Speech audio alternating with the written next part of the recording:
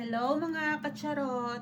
Ngayon, ang lulutuin natin ay itong sausage. Beef sausage na lulutuin ko sa air fryer. Itong ating beef sausages.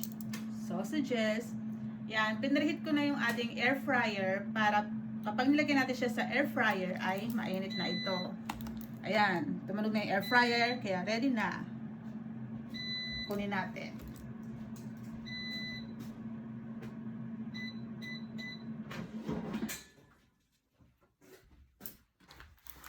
Ayan, ito na ang ating mainit-init pa na air fryer.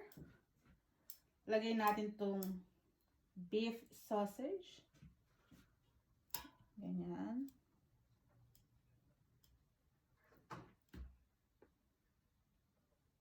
Hilera lang natin.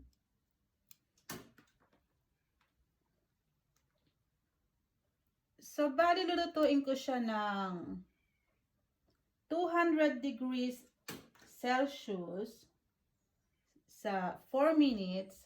Then, after 4 minutes, babalik ta rin ko siya. Then, lulutuin ko ulit siya ng 200 degrees Celsius sa 4 minutes ulit. Ayan. Magluto tayo ng 5 pieces. Tara, lagay na natin sa air fryer. Hello mga kacharot! Ayan, luto na ang ating beef sausages na niluto ko sa air fryer.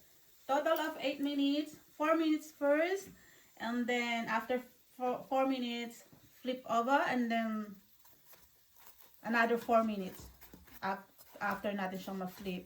Ayan na siya. Diba? Pag pinrito natin siya sa kawali, mamantika, makalat, matalsik.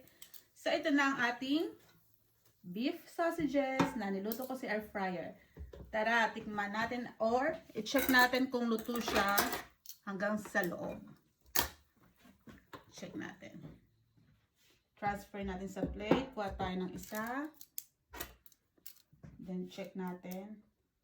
This one. Let's get this one. This one, guys.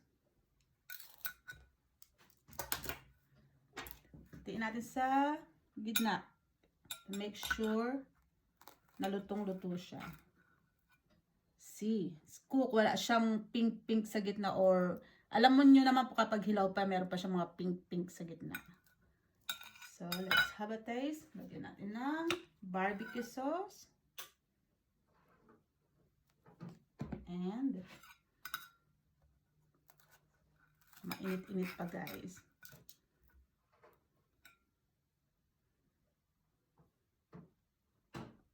Let's have a taste. Oh,